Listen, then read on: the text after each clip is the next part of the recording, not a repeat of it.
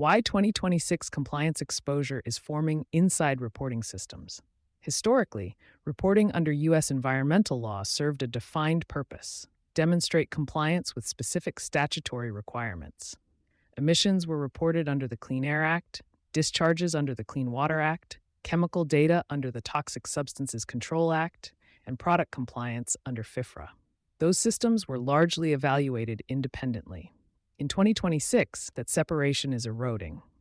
Regulators are increasingly using reported data as a screening mechanism, comparing permit filings, monitoring reports, and operational disclosures to identify discrepancies that suggest unresolved compliance risk.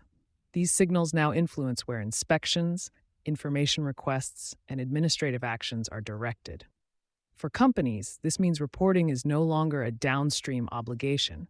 It has become an upstream enforcement trigger, where exposure is taking shape. The compliance risk forming inside reporting systems rarely originates from a single false statement.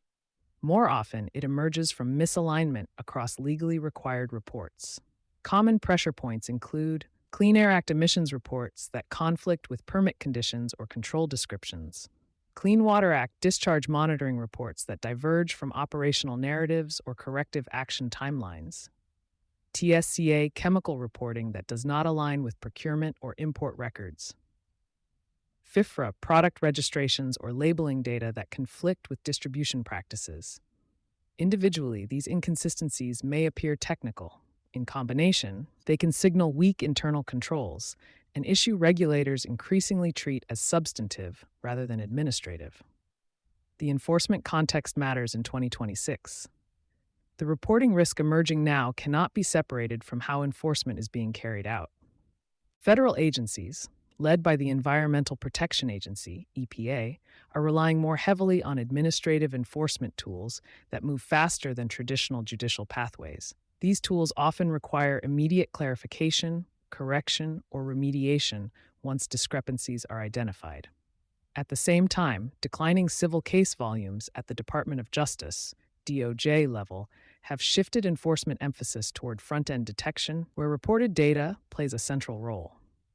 The result is a compliance environment in which reporting accuracy and consistency now influence enforcement timing, not just outcomes. Sustainability reporting is increasing the stakes. Adding to this complexity is the expanding role of sustainability and climate-related disclosures. While sustainability reports are not, in themselves, enforcement instruments under environmental statutes, they increasingly sit alongside regulated data. Claims about emissions reductions, operational upgrades, or compliance improvements can be compared, formally or informally, against filings made under the Clean Air Act, Clean Water Act, or TSCA.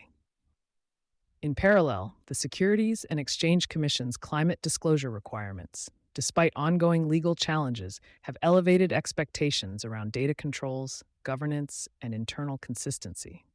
Even where enforcement authority differs, disclosure credibility now intersects with compliance credibility. The control problem beneath the data. Most organizations did not design reporting systems to function as a unified compliance architecture.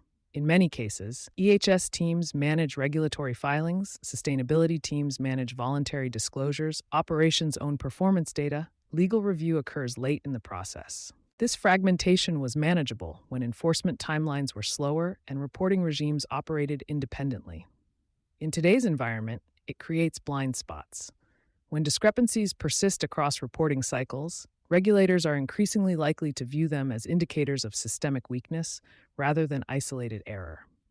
What compliance and reporting leaders should reassess.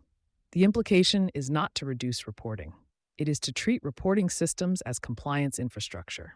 That requires aligning sustainability disclosures with data reported under the Clean Air Act, Clean Water Act, TSCA, and FIFRA.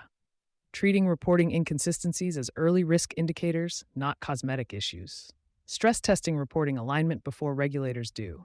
Escalating unresolved discrepancies as governance issues, not communications fixes.